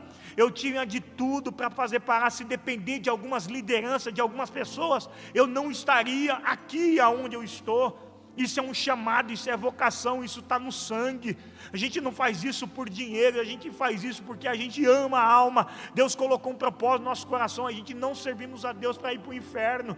A gente não é o dono da verdade, a gente não é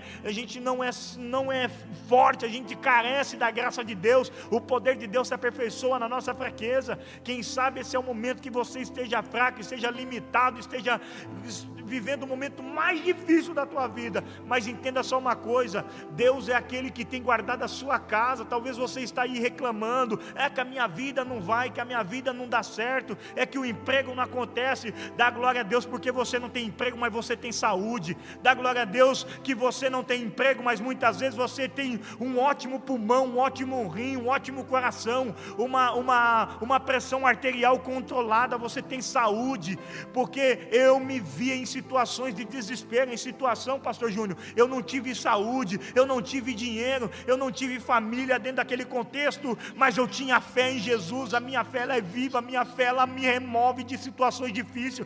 Quantas vezes eu tive em situação de chão, em situação que me dava vontade até mesmo de comer um pedacinho de pizza, porque não tinha dinheiro, e Deus simplesmente entrava no meu coração, acalmava meu ânimo e dizia: meu filho, eu vou te exaltar. Hoje eu dou glória a Deus pela saúde que eu tenho. Hoje eu dou glória a Deus pela virada do meu cativeiro, porque hoje a gente é testemunha da glória de Deus. Eu olho para a minha vida, aleluia.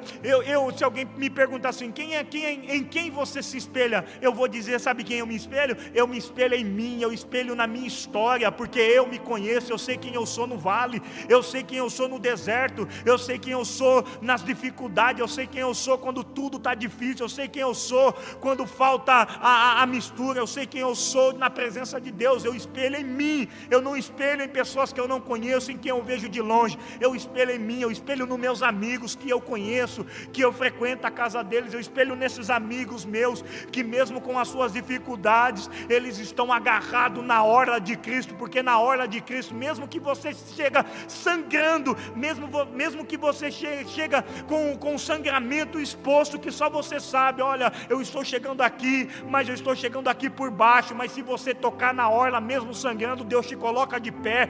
Deus faz com que você apareça, para que Ele provoque um grande milagre na tua vida, e o testemunho começa a ser contado por intermédio da tua vida. Eu profetizo sobre a tua vida: desiste não, irmã, não desiste por conta da luta dentro do teu lar. Eu vi Deus mudando a minha sorte em momentos incertos. Hoje você vê eu viajando, hoje você vê eu entrando em lugares, mas eu sei, irmãos, que não foi de paraquedas. Existe uma presença viva. Perca tudo, mas não perca a sua fé. Ainda que você perca tudo e não perdeu a sua fé, você não perdeu nada. A sua fé é o que vai fazer um grande reinício da parte de Deus. Vai te levantar do chão, vai te colocar de pé, vai te fazer cantar o hino da vitória. Eu queria que esse testemunho fosse contado por outra pessoa, porque eu não queria viver, eu confesso, eu não queria viver esse testemunho. Mas se Deus me escolheu, é porque eu tenho condições para ir, avançar, para chegar, para poder ser algo, algum espelho, em algum motivo, em alguma razão da tua vida. Eu sei que você está enfrentando um momento difícil, mas dá glória a Deus pelo seu filho ter saúde. Dá glória a Deus por você não viver à porta de um hospital. Dá glória a Deus, irmão. E mesmo se viver na porta de um hospital, dê glória a Deus, porque enquanto há vida, há esperança.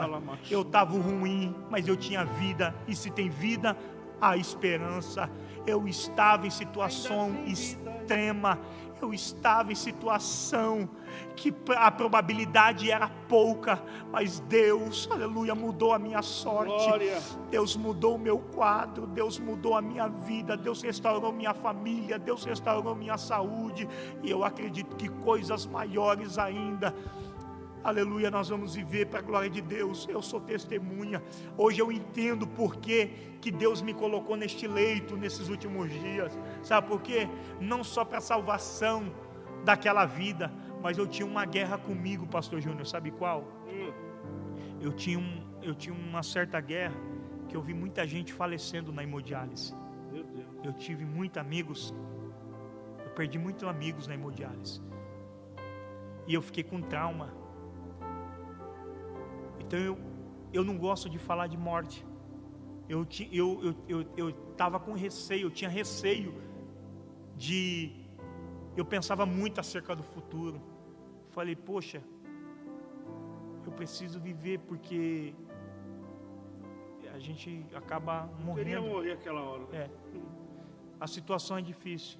E Deus me levou para aquele leito, eu entendi, para mostrar que Ele está acima da morte. Para mim não ficar pensando, para mim não se limitar ao que eu vi, às experiências que eu vivi, as pessoas que morreram do meu lado, as vidas que foram perdidas do meu lado.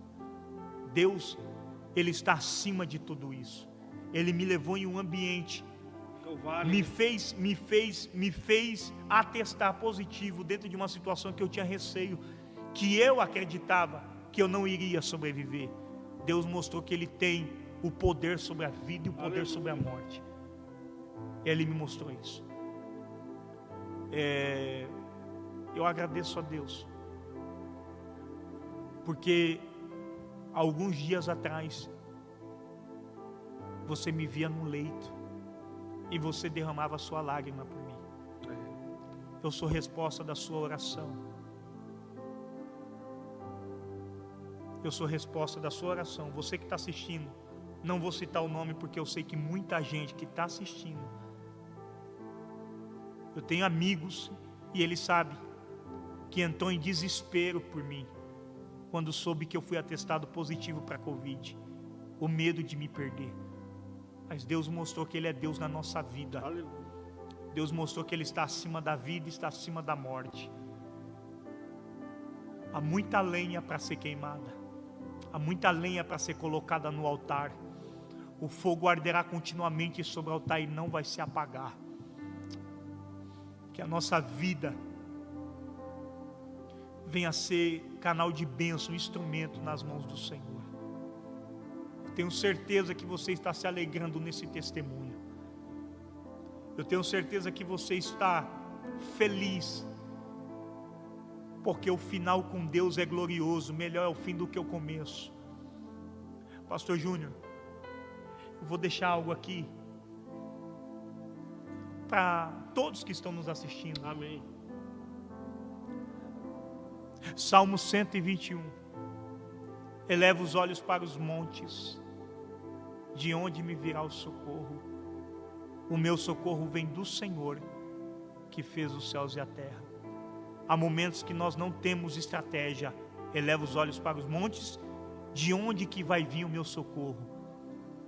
Às vezes você possa estar vinculado a este verso primeiro. Você está clamando por socorro, mas você chegou no seu estado de limitação emocional.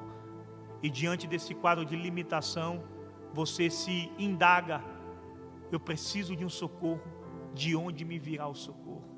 Acredite, quando todos não estiverem com você, quando você mais ouvir a voz do desespero do que ouvir a voz da confiança, o Senhor, que muitas vezes teve intimidade e tem intimidade com você, essa crise não vai impedir Deus se relacionar com você.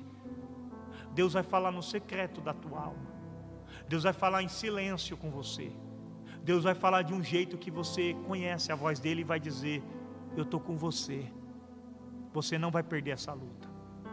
Você não vai perder essa batalha.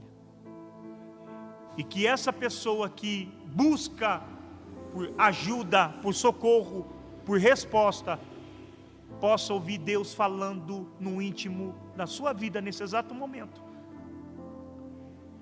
no silêncio da tua alma nesse exato momento, onde a luta grita, onde o desespero grita, onde a dor grita, onde o apavoro grita, mas que Deus possa falar no meio dessa gritaria de conflitos, e a sua alma consiga ingerir essa palavra: teu socorro vem de mim, minha serva, teu socorro vem de mim, meu servo.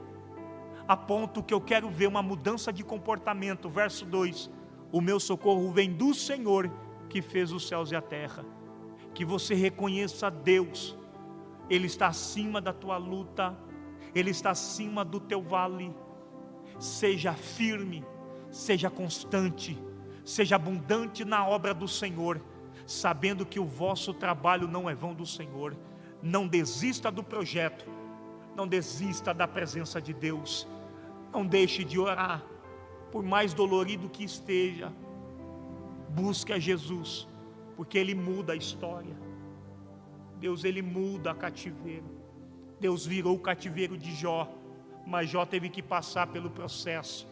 Deus mudou a história de Daniel, mas Daniel teve que passar pela cova dos leões. Deus mudou a história de Sadraque, Mesaque e Abednego, mas eles tiveram que passar pela fornalha ardente.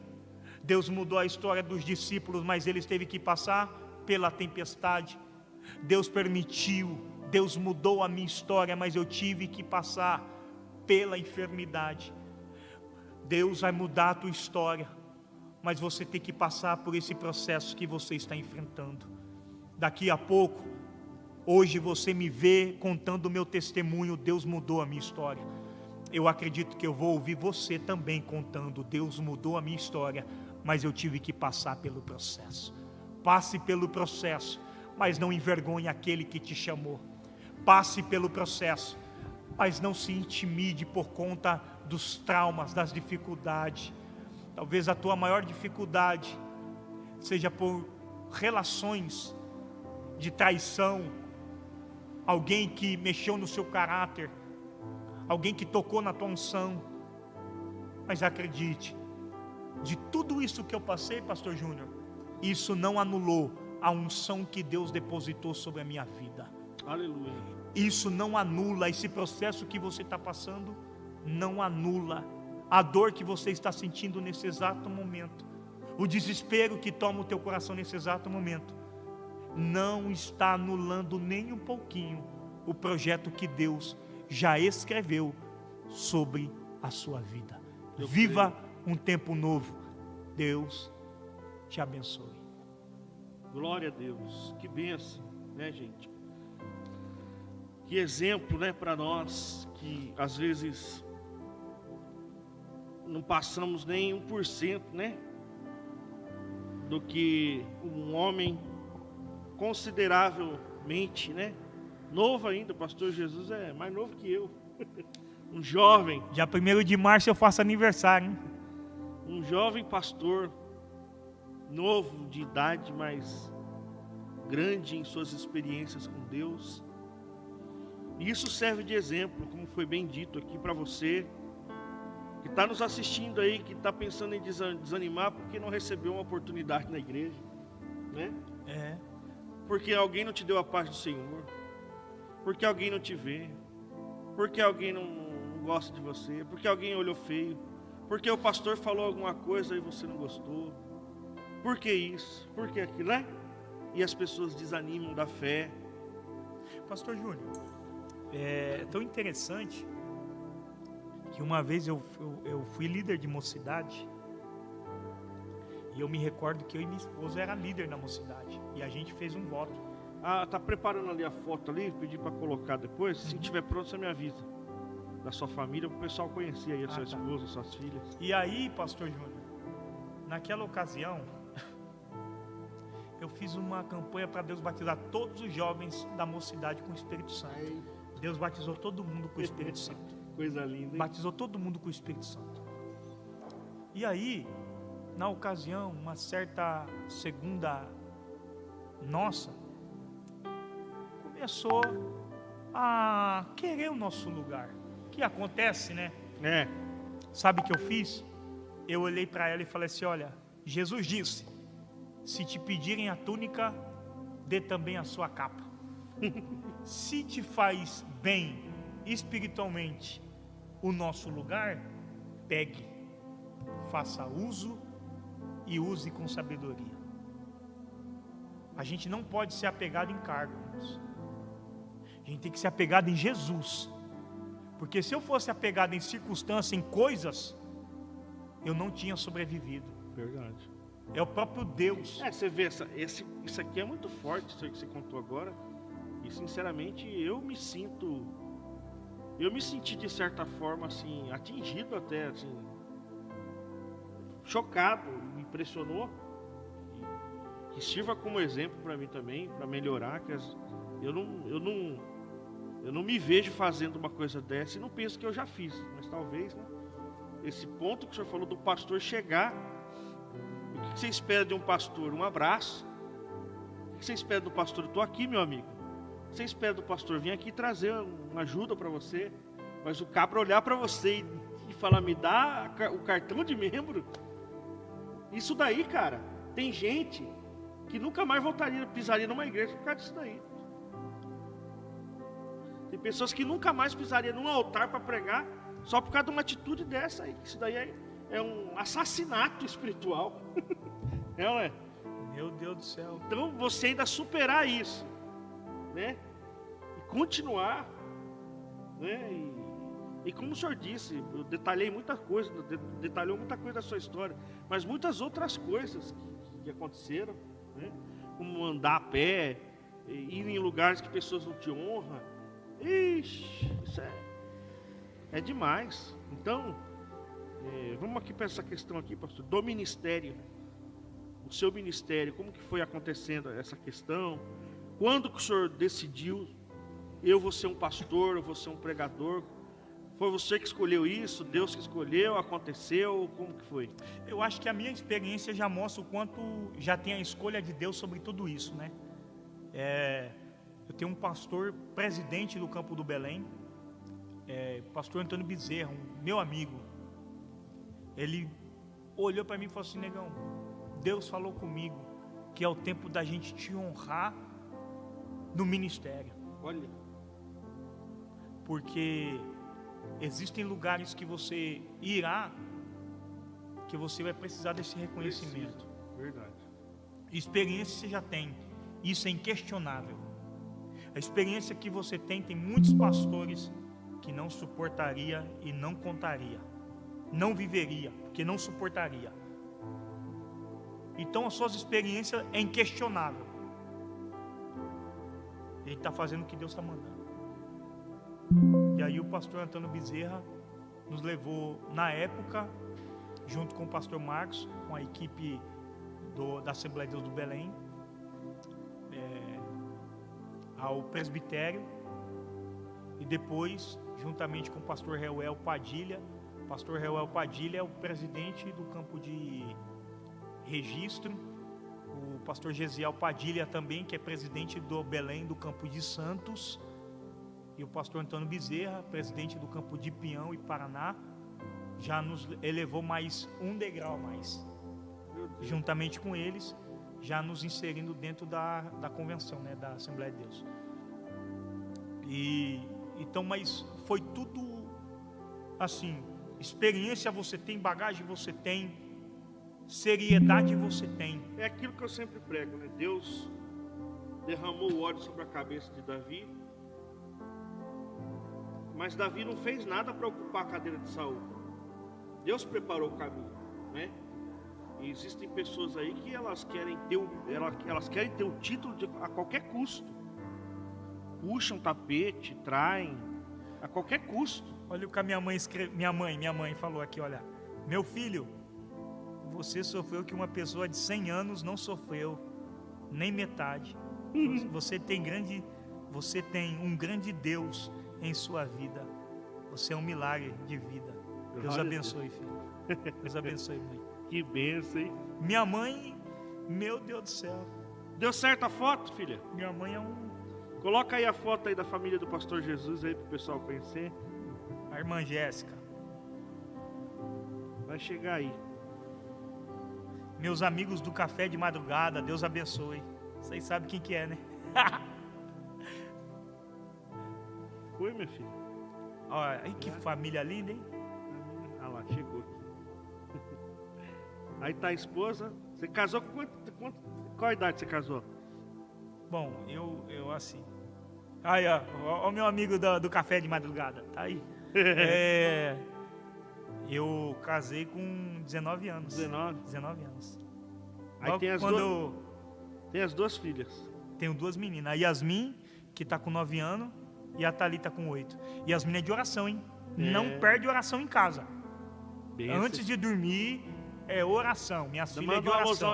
Não, minha casa, nós terminou uma campanha no monte esse dia, antes de eu ser internado, nós tínhamos terminado uma campanha no monte. Olha. Eu, minha esposa e minhas filhas. Manda um abraço para elas aí. Estão assistindo? Não? Estão assistindo? Estão assistindo aí, Deus abençoe, deve estar sim. Deus abençoe poderosamente minha família, né? Eu amo vocês. Deus abençoe. Glória a Deus. Ô, pastor Júnior. Jéssica está assistindo aí, Jéssica. Dá um amém aí. Dá um brado aí. Deus abençoe, tá? A cantora Jéssica. É Jéssica Luan, né? Jéssica Luan. Deus abençoe minha família, minhas filhas, poderosamente. Olha lá, estamos aqui, ó. Tá aí, lá. Glória a Deus, irmão. Tá Jéssica Pereira aí é minha. Dá uma bola fora aí. Não pode. Irmãos, pastor, eu vou falar uma coisa pro senhor. Eu amo minha família demais. Nossa, meu Deus. A família é tudo que a gente família tem, minha é o que não falta aí, ó. Eu tenho minha família, de Hortolândia, tenho minha família rompendo em fé. Meu Deus. Irmãos, tenho família de Valinhos aí, tenho família de Jundiaí. Eu tenho família, minha família é grande, hein? Hoje a bênção vai ser grande. Eu já estou fazendo parte da família Souza também, né? Ontem eu jantei lá no pastor Zezinho lá, meu Deus, hein? Aí, que jantar maravilhoso. Aí, ó, a Bruna também, ó. Vamos trazer a Bruna aqui um dia que a Bruna fazer uma live também com nós aqui. Não, vamos trazer a Bruna. Ela é bênção, eu sempre vejo os vídeos dela aí. Pastor, o senhor não falou, mas essa última vez que o senhor ficou internado foi por causa do contato com a enchente, né? Como que é essa história? Fala aí pra nós aí. A médica perguntou pra mim se na minha casa tinha dado algum alagamento e tal, né? Aí eu falei, não, sim, por conta da chuva, deu sim, eu tive contato direto, e ainda foi ontem. No dia que ela me perguntou, foi um dia anterior. Foi no dia anterior. Ela falou assim, possivelmente a bactéria de sair deu uma... Desestabilização, foi que causou mesmo. Ela falou assim, ó, no meio dessa água, deve ter alguma urina de rato, alguma coisa que afetou o senhor. Certo. Foi uma luta então, né, pastor? Meu Deus. Gente, pastor... E só uma observação aqui, minha filha fez uma ligação para mim, irmãos. Eu estava internado. E aí a minha filha mais nova, de 8 anos, ela falou assim, papai, eu liguei para ela, né, na chamada de vídeo, eu falei, você tá bem, filha? Ela falou assim, eu tô bem, papai. Eu falei assim, mas eu queria que... Mano, não tô feliz não. Eu falei, por que você não tá feliz, tá? Porque, primeiro, por 2 motivos. O senhor não está em casa e olha só, virou a câmera. Aí a minha esposa estava tirando a água de dentro de casa. Nossa. Chegou a perder móveis, alguma coisa? Não, mas mexeu com o armário da cozinha. É bem isso. Pastor, para quem está assistindo o senhor aí e quer... Vou colocar aqui no comentário aqui. E quer contactar o senhor aí para uma agenda. Deixa eu marcar aqui, ó. PR Jesus Agendas. Qual que é o número? 019? 19 984 20 7766.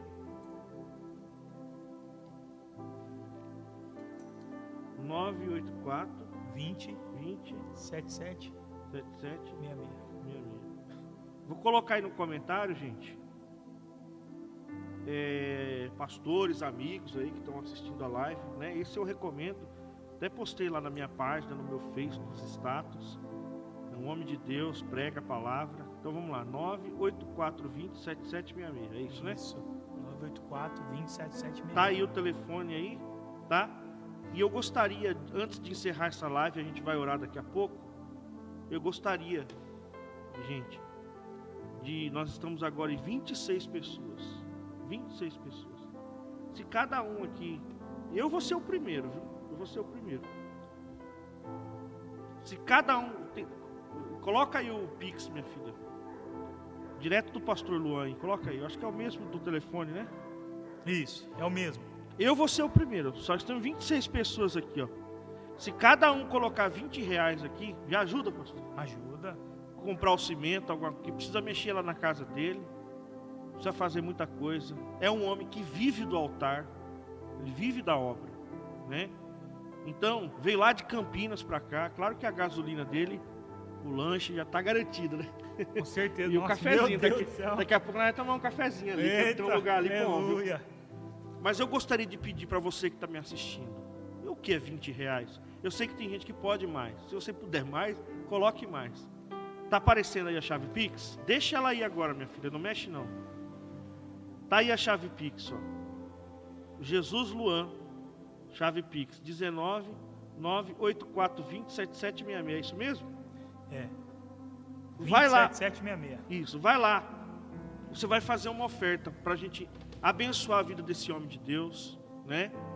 Que ainda tá, a casa tá lá ainda, ele não conseguiu nem mexer ainda, né, pastor? Assim, acabar não. Não conseguiu ainda.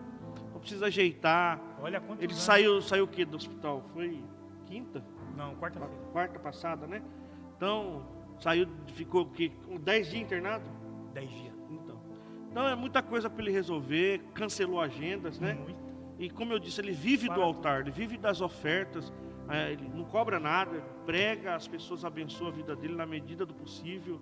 Então, nós vamos agora, em nome de Jesus, você que foi tocado por Deus através dessa transmissão, né? Eu vi aqui pessoas colocando aqui, né? Eu até vi aqui, acho que foi a nossa irmã, teve uma irmã que colocou aqui, que o irmão dela está fazendo esse mesmo tratamento aí de hemodiálise. Hemodiálise? E está com tumor na garganta. Meu Deus. E ela escreveu, eu não sei quem que foi que escreveu isso aqui. Me ajuda aí, eu sei que eu anotei aqui, ó.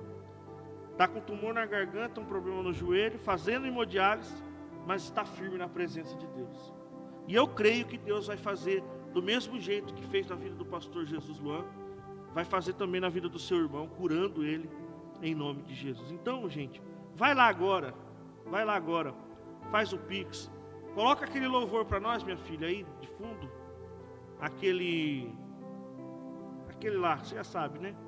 Coloca aí o louvor, nós vamos tomar uma água aqui, enquanto isso você vai lá fazer a sua oferta, eu vou fazer a minha aqui agora também, em nome de Jesus. Pega água pro pai, filho.